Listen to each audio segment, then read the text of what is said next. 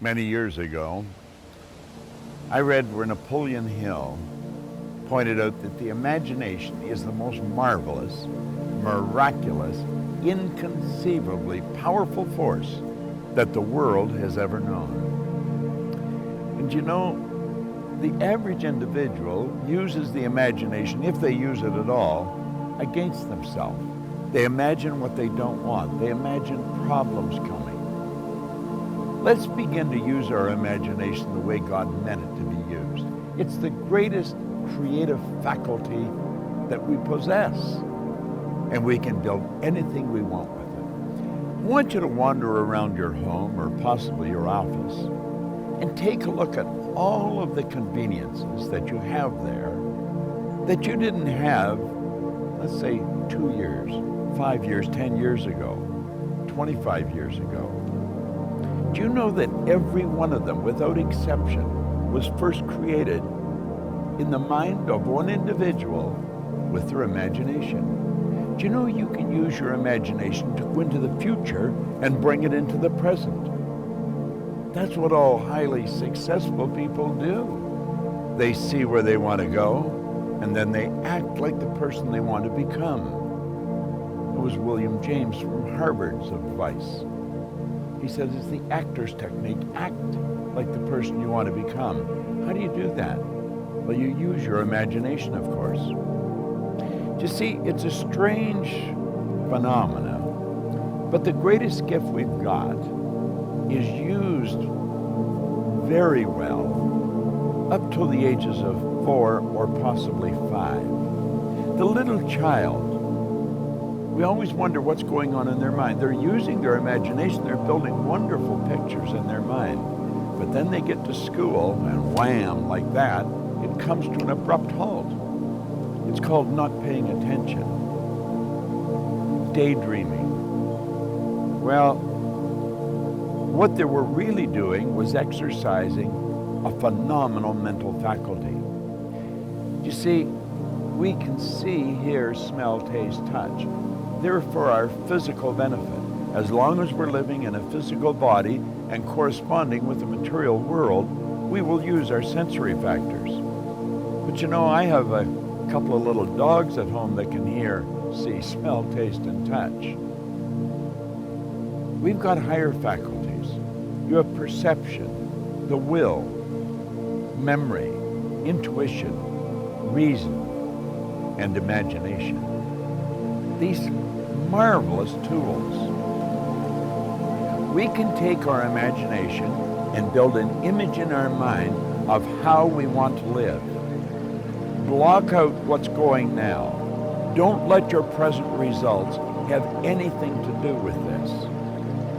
Just what you want. And it's with your imagination that you will build it. Everything that we have, the camera that I'm speaking to right now, was first created in the mind of one individual. Think of how our world's changed. You see, we were gifted with these higher faculties. We're God's highest form of creation. We were created in God's image. We were given creative faculties to use. And you know, they're only used by 2 or 3% of the population. It's almost inconceivable that people would wander around with so much power and potential and squander it. See, the average person literally tiptoes through life, hoping they make it safely to death. It's such a shame, and it doesn't have to be that way. Think we have giant corporations and little wee creative departments. And the primary reason for that is the average individual really does not believe that they're creative. Now think. Everyone's creative, and no one is more creative than another. It's just that some have chosen to use their creative faculties to a greater degree than others. Imagination, your imagination. What do you want? How do you really want to live? Build the picture in your mind. There's a power that is flowing to and through you. A creative, unadulterated power. It can be photographed leaving your body.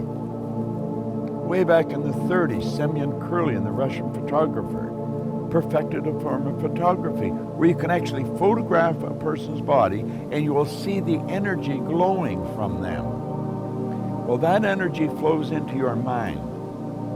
And it's the images you build in your mind that's going to dictate the vibration that this instrument you're living in is in. And the vibration on a conscious level is called feeling. Make certain that you exercise your imagination daily. Build beautiful images in your mind of how you want to live, and then hold those pictures there and live that way. The imagination, the greatest nation in the world, the imagination. You've got one. It's a marvelous creative tool. It deals with the invisible side of your personality.